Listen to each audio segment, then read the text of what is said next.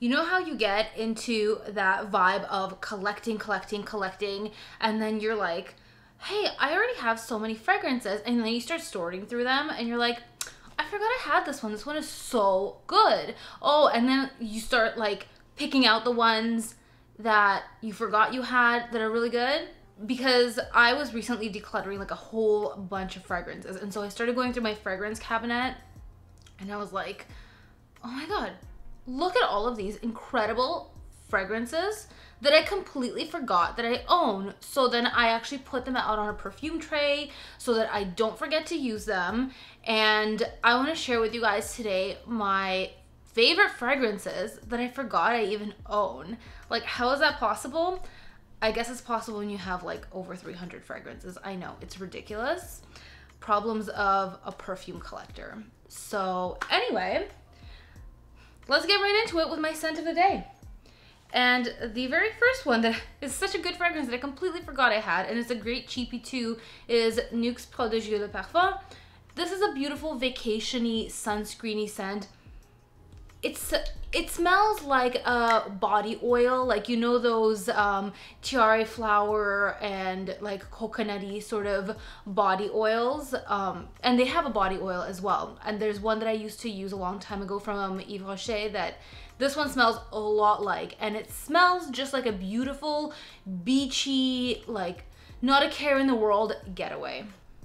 This one doesn't actually have tiare flower, but it smells like a lot of fragrances that do. This one has mainly orange blossom and gardenia. It still gives you that very tropical white floral scent with coconut milk, and it's so creamy. It's so beautiful, and it's very inexpensive. Like at my local pharmacy, it's like 50 bucks. I actually ended up getting this bottle secondhand for 20. Completely forgot that I have it, and it actually performs really well. I get a good 5-6 hours out of it on a hot, humid summer day. So that is one. And the next one that we have that I'm pulling blindly is L'Instant de Guerlain. I actually have the Eau de Parfum version as well. I do prefer the Eau de Parfum version. It's a little bit more fluffy, but this is just like the coziest, sweet honeyed floral vanilla. It's not too mature, but it is grown up smelling. Like, it's a nice sweet fluffy vanilla. Actually, the Eau de Toilette doesn't have vanilla. It only has amber and magnolia and a bunch of other florals. The Eau de Parfum does have vanilla, but they both have a very, very similar scent. Like, they are incredibly similar fragrances. And I do prefer the Eau de Parfum. It has almost like a marshmallowy fluffiness to it.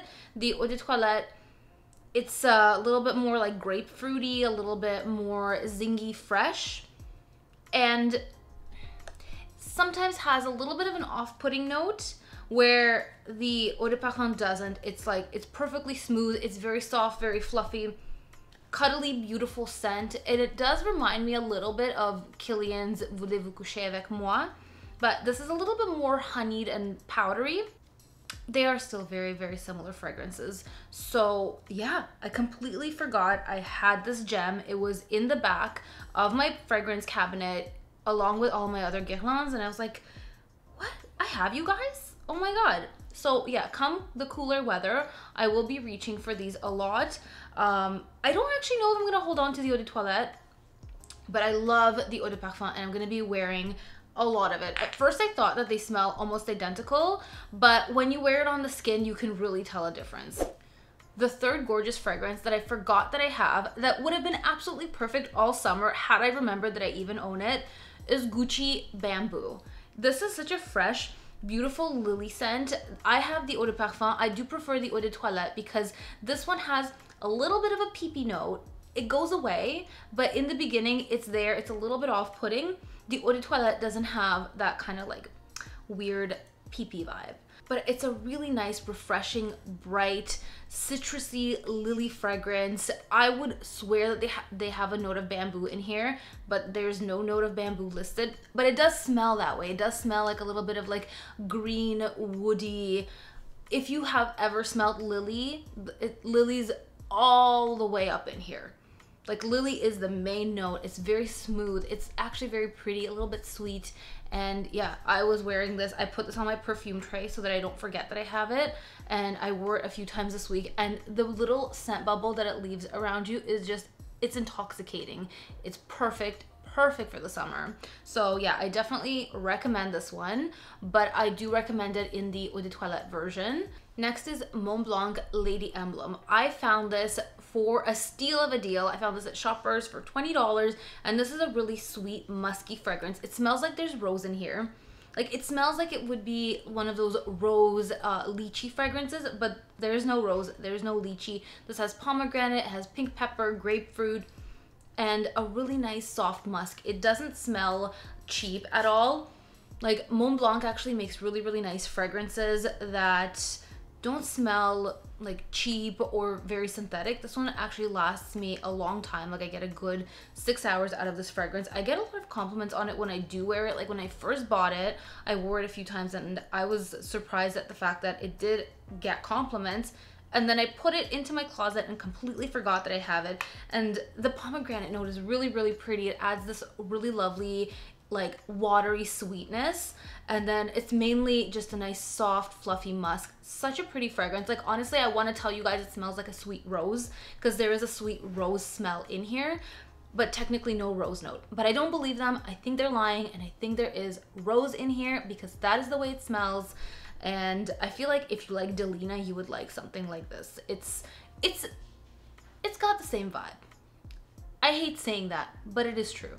Then on the complete opposite end of the price spectrum, Armani Prive Pivoine Sujo. I forgot I had it. I wore it a lot when I first got it, and then completely, like, it just escaped my mind. This one does have rose. This one has obviously peony.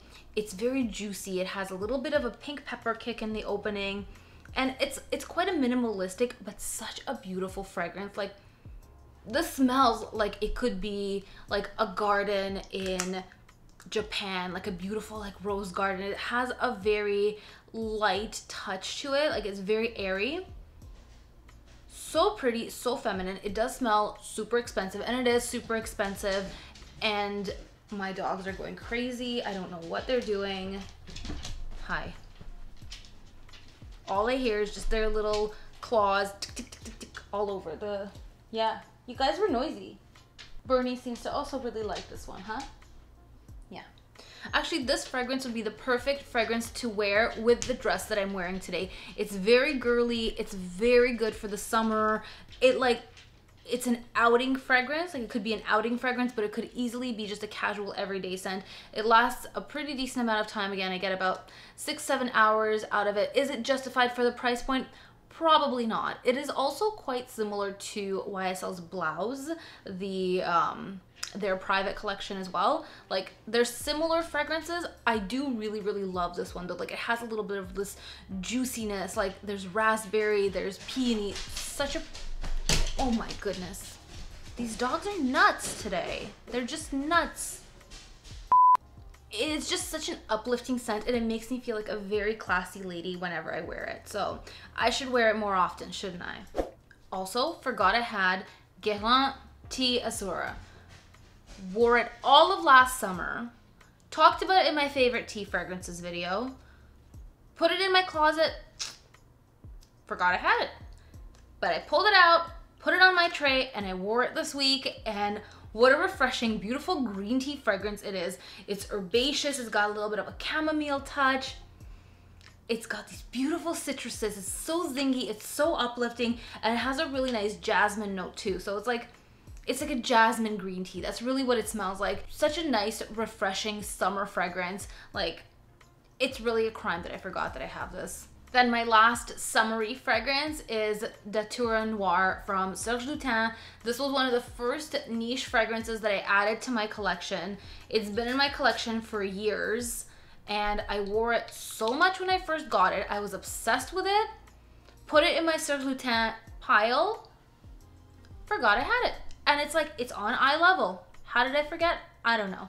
But this one's a little bit actually similar to the Nukes Prodigious, but this is way more upscale, way more complex, expensive smelling. But it does have this vacation-y, milky, almondy scent to it. Like, this one is miles above the Nukes fragrance. Nukes is a great budget fragrance, where this one is obviously a little bit pricier. Oh my god, it has such a lovely milkiness, like really truly like almond milk, like natural almond milk. It has this lovely scent.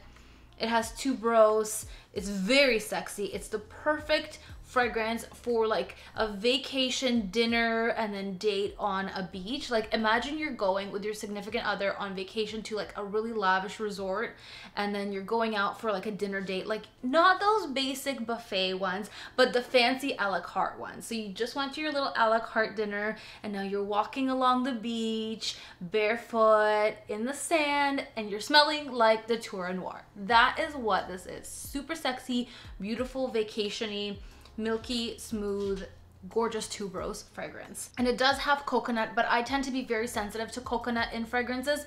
This is a coconut that I love. It's a nice milky coconut. It doesn't have a dusty facet to it, so really I should wear this for the last few days of summer that I feel like we have. Another almondy gem, but one for the cooler weather, is Girl of Now Shine. This is my favorite Girl of Now, and I forgot that I had it. I put it in my other closet because I ran out of space in my main closet, and like I wasn't using it in the hot weather. Obviously, it's very sweet, it's quite heavy, and I just can't wear this one in the heat. But in the fall, I'm gonna be reaching for this. Oh my god, it has a beautiful like pineapple candy smell. It smells like pineapple candy, pistachio, almonds. It's like mouth-watering delicious. Like really smells like one of those pineapple candies. You know those little hard candies?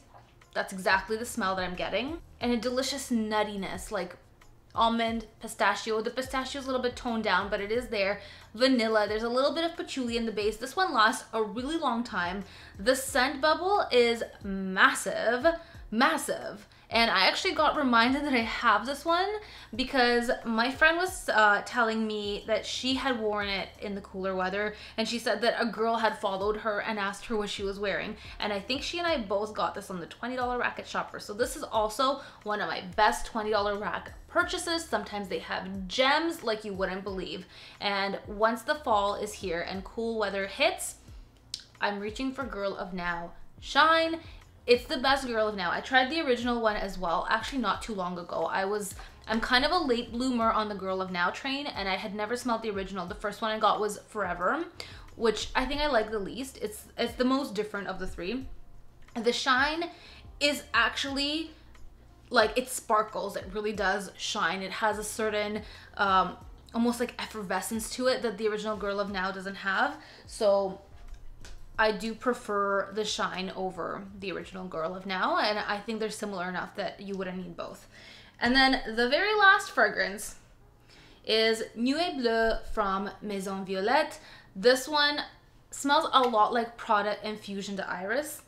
It has this creamy iris scent. It's very soothing. It's the perfect fragrance to wind down in the evening after you've taken a shower and you just want to relax. You wear your robe and you just want something that's very soothing.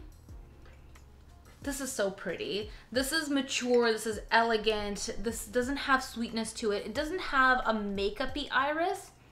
It's more like powdery soft. Like it doesn't venture into that makeup-y, almost like waxy category. Just pretty, subtle, lovely, so lovely, and so like relaxing and demure. And again, forgot I had it. Beautiful niche fragrance, incredible longevity. Like this one will last all day, and I do like the way that this smells better than Prada's Iris. This one is just a little bit more refined, and honestly not even that much more expensive. So anyway, I'll have everything linked for you guys in the description. I put this one on my perfume tray as well. I do feel like a powdery iris isn't something that I reach for too much in the summer. So again, come the cooler weather, I will be reaching for this, but now it's not out of sight, out of mind. Now it's in sight and in mind. So those are my favorite fragrances that I completely forgot that I even own. Please leave me a comment down below and let me know which fragrance you guys forgot that you owned but turns out that you actually love, and then you revisited it and you were like, how did I even forget that I have this? Or if you guys even have that problem, maybe I'm the only one out there and I'm just like a super weirdo. But anyway, that's it. I hope you guys enjoyed this video, and if you did, make sure to give it a big thumbs up. Please subscribe if you guys haven't already. Become a friend of this show. We'll do all the fun fragrance things together, and I'll see you in the next video. Thanks for watching. Bye.